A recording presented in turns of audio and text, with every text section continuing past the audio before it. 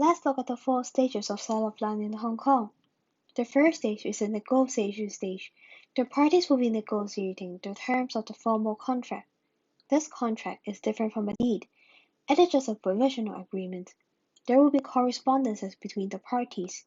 According to the case of grant subject investment development, when a document is stated to be subject to a contract, whether or not it will have binding effect on both parties depends on the parties' intention. During this stage, the purchaser will also conduct land search, land surveys, and inspections in order to make sure the seller has clean title to the property. Moving on to the second stage, the parties will sign the written formal contract. To know why we need a written formal contract, we have to look at Section 3 of the Conveyancing Property Ordinance (CPO). Subsection 1 tells us that for a contract for the sale of land to be enforceable, we need something in writing. This can be a written agreement, a memorandum, or note, and this document has to be signed by the party to be charged. But there are 2 exceptions. The first exception is Section 6 subsection 2. It says that short leases, which take effect immediately and at market rent, can be created orally. The second exception is Section 3 subsection 2. It says that the writing requirement does not affect the law relating to part performance or sales by a court. Part performance is a doctrine in equity.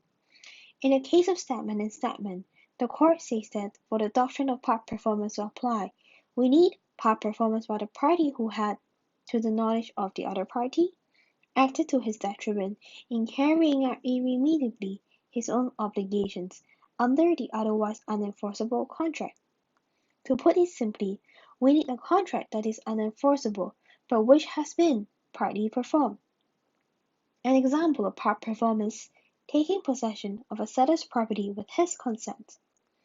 So basically, we have to look at what the parties have actually performed. If the court is convinced that there has been part performance, then the contract will be enforceable in equity. But after all, to save the trouble, we'd better have land contracts in writing. Then, a third stage, after the contract has been signed and before the signing of deed by the parties will do final check. Of course, they'll be drafting the deed. Note that at this stage, the purchaser may have had some interest in the property because some risks have passed to him. Finally, at the fourth stage, after the party has signed the deed, the sale will be completed. And after the sale, the parties will register the deed at the land registry in order to secure their interest in priority.